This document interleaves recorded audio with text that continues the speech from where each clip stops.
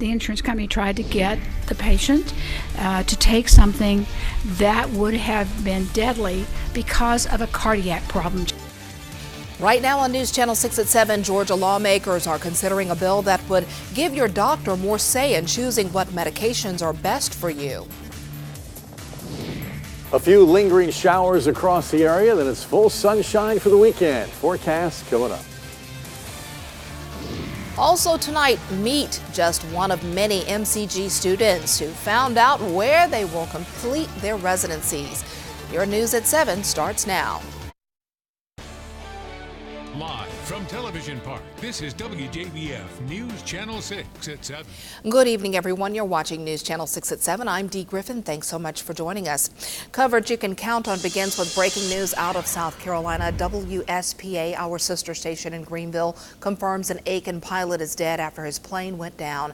The coroner confirms Gary Huddleston was flying the single-engine plane when it crashed. Search teams say they found the wreckage around 12:45 this afternoon in a rugged area of Jackson County, North Carolina, in the southern portion. Investigators believe he was heading from Tennessee to Aiken.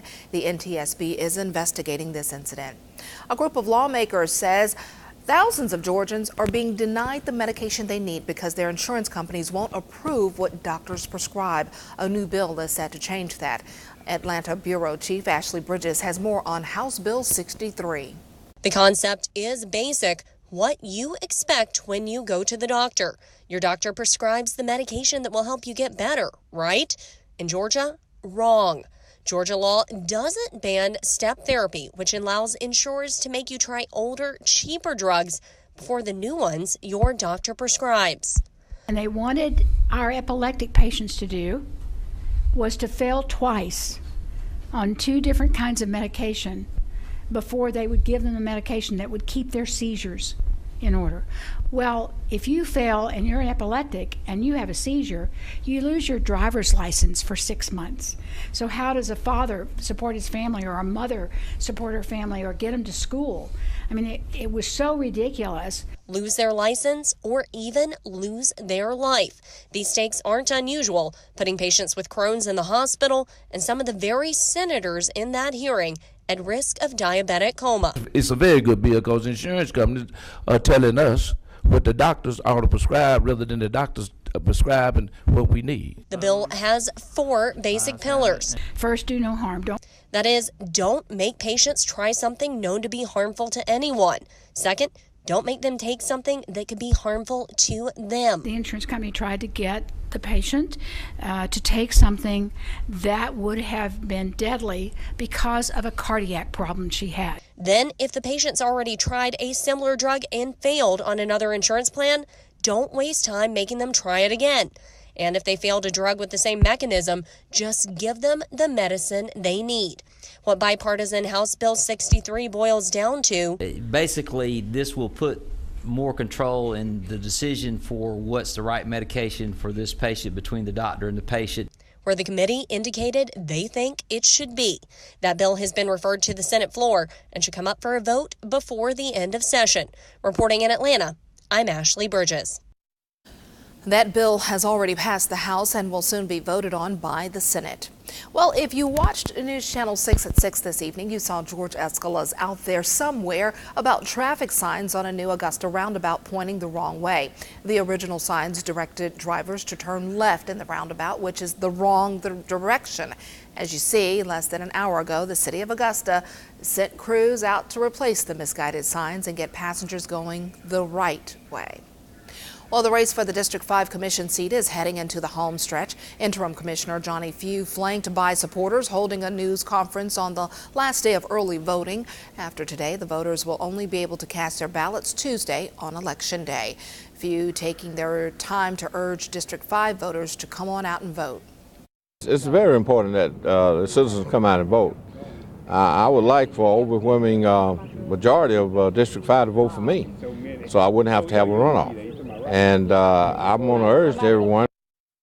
Few is one of 4 candidates in the race. The others are Bernard Harper, Bobby Williams, and Kelby Walker. If none is able to get more than 50% of the vote, the top 2 finishers will compete in a runoff. A public meeting will be held in Augusta next week to let people sound off on plans for the new Savannah Bluff Lock and Dam. People on both sides of the river have concerns following the Army Corps of Engineers drawdown recently. Aiken Bureau Chief Sean Cabbage spoke with residents who live in the River Club area, and he's live in the newsroom with us tonight with an update. Sean. And that's right, Dee. I spoke with the former president of the River Club HOA. He shared with me what he saw following the drawdown, as well as what he hopes to see following that public commenting meeting next week. The new Savannah River Bluff Lock and Dam to fix or replace? The answer will be soon determined. I want them to find other solutions, either repair the lock and dam, make the weir higher. The U.S. Army Corps of Engineers taking comments on the effects of the drawdown after the results showed what they expected. It was more talking and less listening. They were the only ones doing the commenting. They would not let the public even say anything, which that's wrong. Drawdown was awful. It smelled. There's trash everywhere. Steve Donahue is one of the former presidents of the River Club HOA. He says he's all for supporting the nation, but he feels that the CSRA was forgotten. And we got the short end of the stick, and that's wrong. They put millions down there on deepening the harbor. They left us table scraps. The new meeting will be held in Augusta for residents of both sides of the river to finally let their frustrations be known. Representative Bill Hickson held conference calls, meetings with high-ranking officials, including the colonel of the Army Corps of Engineers working for the people of North Augusta. When I was shaking his hand, I said, "Colonel," I said, "you seem like to be a nice guy." I said, "But put yourself in their position if this was your house and your life savings and life investment in a river that you thought it was going to be there where your boat and docks are, that you could enjoy for the rest of your life. Put yourself in their position and see how they would feel, and I hope you have a heart." And Donahue is hoping that lawmakers will come together to figure out exactly what to do. But everything you hear from the Corps of Engineers is we're out of money, the law says X, and we all know they lobbied and put the language in the statute, and now they can look at you and say, well, that's what the law requires now. And that meeting will be held next Thursday, March 21st from 5 until 7 in the Augusta Commission Chambers in the Municipal Building on Telfair Street. Dee? Thanks a lot, Sean. Well, Columbia County Water Utility is making water bill payments a lot easier and environmentally friendly by launching an online payment portal. The new payment portal goes live today. To sign up, all you need is an email address and a water account number. After the initial sign up, you can go to Columbia County's website, go to Pay Online on the homepage, then click to specify water bill. You can use a credit card, debit card, or e-check. Well, today was match day across the country. This is when fourth-year medical students find out where they will complete their residencies. At the Medical College of Georgia, they have a rowdy superhero and villain-themed celebration each year. News Channel 6's Ashley Osborne was there and shares an inspiring story. After 4 years of hard work in med school, Friday, faculty passed out 241 envelopes to students who, until they opened the letters, didn't know where they'd complete their residency. I was an Atlanta fireman and paramedic for 9 years before med school. Quante Singleton is a Medal of Valor recipient.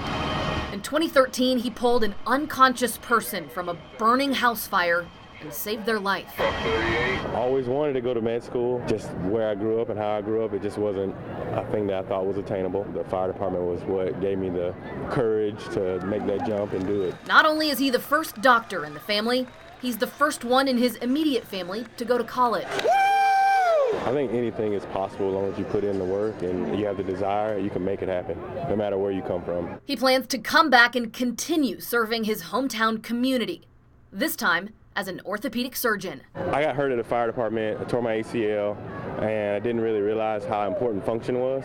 I didn't have function. I couldn't do what I wanted to do, couldn't be a fireman, and then that made me realize that I wanted to be an orthopedic surgeon. And he matched with the residency program that was his first choice.